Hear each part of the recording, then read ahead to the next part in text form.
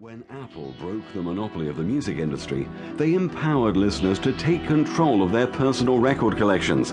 Now, iTunes dominates most media marketplaces, Hollywood movies, podcasts, and even books and magazines. The consumer can program his television viewing habits and no longer has to allow a network to dictate the pace at which he watches his favorite TV drama. He has even taken television away from the television set. The consumer has also found easier ways of becoming the creator. Websites like Kickstarter have cut out the middleman so that artists can fund projects themselves.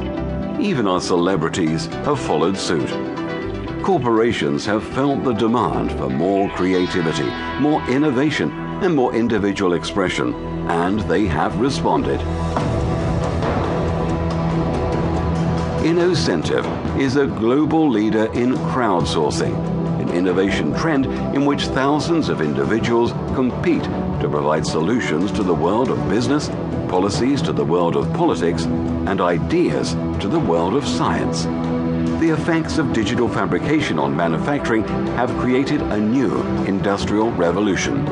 Moreover, advances in robotics are reshaping how factories and warehouses operate. One such robot is Baxter, designed by Rethink Robotics' Rodney Brooks, a former MIT professor. Baxter comes with a unique low price point and provides a compelling alternative to low-cost offshoring for manufacturers of all sizes. Here, we can see how robotics and automation have affected the automobile industry.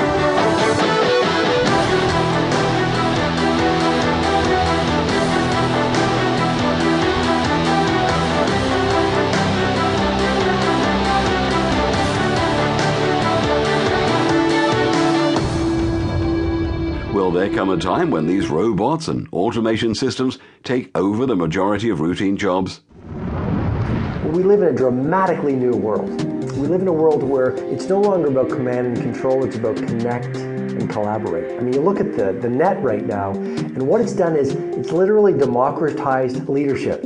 Every single person can have an impact, every single person can have a following, every single person can have a platform, whether it's on Facebook or on Twitter or on YouTube. So my message is really a simple one, which is no matter what your title is, no matter what your station in society is, no matter what your background is, it's no longer a valid excuse to say, I can't lead, I can't have an impact. It's no longer an excuse to say, I'm a taxi driver, so I can't influence other people.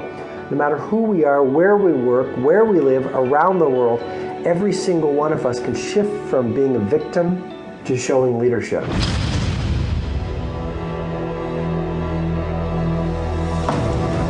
Earth is divided up into natural barriers.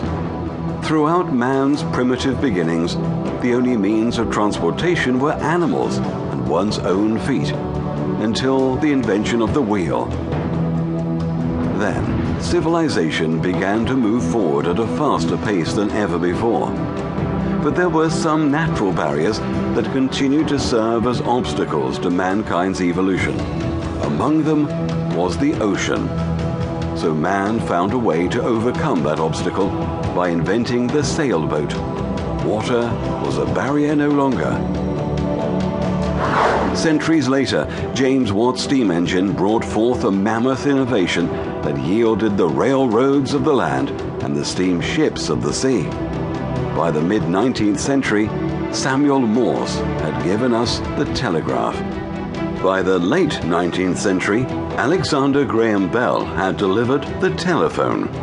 These new forms of transportation and communication broke down almost every natural barrier there was, bringing people closer together and making the world smaller and smaller. The only barrier left was the sky. In 1903, the Wright brothers took part in their first successful flight. In the past, artisans crafted with their hands. It was this alone that determined the quality of their products. During the industrialization process, man created machines that would reduce the rigors of labor considerably. Meanwhile, the seeds of wireless communication and satellite technology were sown throughout the 20th century. Once these seeds blossomed, people were able to send messages.